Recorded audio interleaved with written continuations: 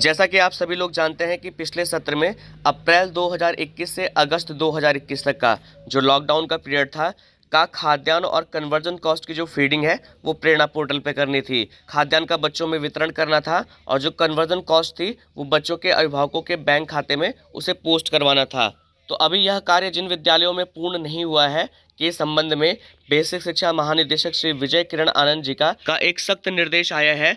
आपको स्क्रीन पर एक पत्र दिख रहा होगा, मध्याह्न भोजन प्राधिकरण उत्तर प्रदेश, और यह पत्र समस्त मंडलीय सहायक शिक्षा निदेशक बेसिक, समस्त जिला विद्यालय निरीक्षक उत्तर प्रदेश, समस्त प्राचार्य डायट उत्तर प्रदेश, समस्त जिला बेसिक शिक्षा अधिकारी उत्तर प्रदेश, समस्त खंड शिक्षा अधिकारी उत्तर प्रदेश और समस्त मंडल ऑब्लिक जनपद समन्वयक उत्तर प्रदेश को प्रेषित किया गया है। आप देख सकते हैं इस पत्र का विषय है कि पीएम पोषण यानी कि मध्याह्न भोजन योजना अंतर्गत वित्तीय वर्ष 2021-22 में कोविड-19 के कारण विद्यालय बंद अवधि में वितरित होने वाले खाद्य सुरक्षा भत्ता के संबंध में।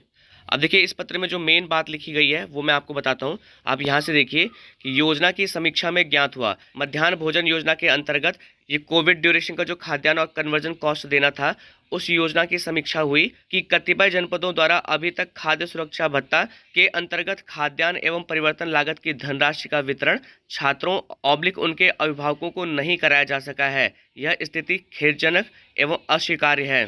यानी कि कई जनपदों में अभी तक अप्रैल 2021 से और अगस्त 2021 तक का जो खाद्यान्न और कन्वर्जन कॉस्ट का वितरण था वो बच्चों में नहीं किया गया है और यह स्थिति बड़ी खेदजनक है।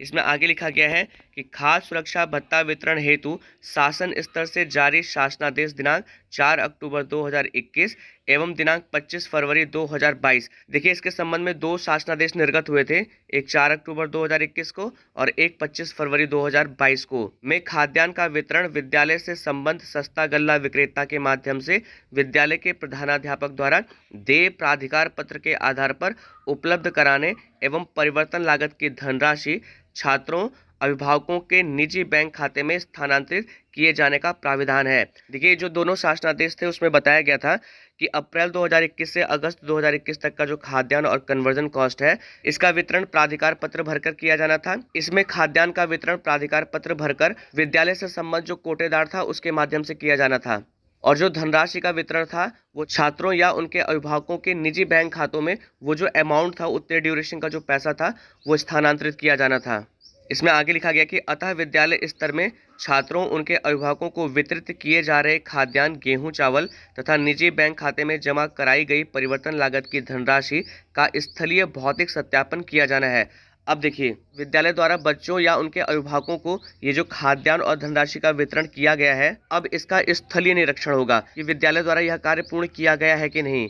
इसमें आगे लिखा गया है कि मंडल स्तर पर कार्यरत मंडलीय सहायक शिक्षा निदेशक बेसिक, मंडल समन्वयक एमडीएम, जनपद स्तर पर कार्यरत प्राचार्य डायट, जिला विद्यालय निरीक्षक, जिला बेसिक शिक्षा अधिकारी, खंड शिक्षा अधिकारी एवं सर्व शिक्षा अभियान ऑब्लिक मध्याह्न भोजन योजना के जनपद समन्वयकों द्वारा कम से कम 10 छात्र ऑब्लिक परिवार के निम्नानुसार जानकारी प्राप्त कर निरीक्षण पत्र में अंकित किया जाएगा। निरीक्षण के बिंदु निम्नवत हैं।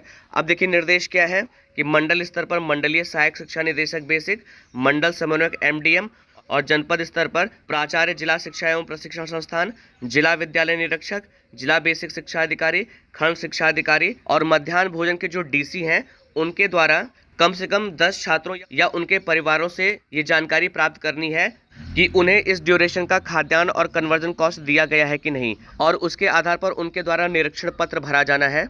निरीक्षण के जो बिंदु होंगे जो उनके द्वारा छात्रों या उनके परिवारों से पूछा जाएगा तो प्राथमिक स्तर पर जो प्रश्न है वो ये है कि 94 दिवस हेतु खाद्यान्न यानी कि 94 दिवस का जो खाद्यान्न है उसकी कुल मात्रा है 9 किलो 400 ग्राम, जिसमें 3 किलो 200 ग्राम गेहूं है और 6 किलो 200 ग्राम चावल है, तो कुल मिला के हो गया 9 किलो 400 ग्राम। कोटेदार के माध्यम से प्राप्त हुआ है अथवा नहीं, यानी कि अभिभावकों और बच्चों से पूछा जाएगा कि 94 दिवस का ये जो टोटल खाद्यान्न है वो कोटेदार के माध्यम से प्राप्त हुआ है कि नहीं। इसमें जो दूसरा प्रश्न होगा वो ये है कि 128 दिवस हेतु परिवर्तन लागत की धनराशि 636 रुपये बैंक खाते में प्राप्त हुई है अथवा नहीं। देखिए खाद्यान्न तो 94 दिन का है प्राथमिक स्तर पर और जो कन्वर्जन कॉस्ट दिया जाना है वो है 128 दिन का, तो 128 दिन का जो कुल कन्वर्जन कॉस्ट है वो है 636 रुपया। तो ये भी परिवार से और बच्चों से पूछा जाएगा कि जो भी खाता उन्होंने दिया था उस खाते में इस धनराशि का प्रेषण हुआ है कि नहीं। और इसमें जो तीसरा बिंदु होगा वो ये है कि विद्यालय के अध्यापकों द्वारा दिए जा रहे सहयोग से आप संतुष्ट हैं अथवा नहीं।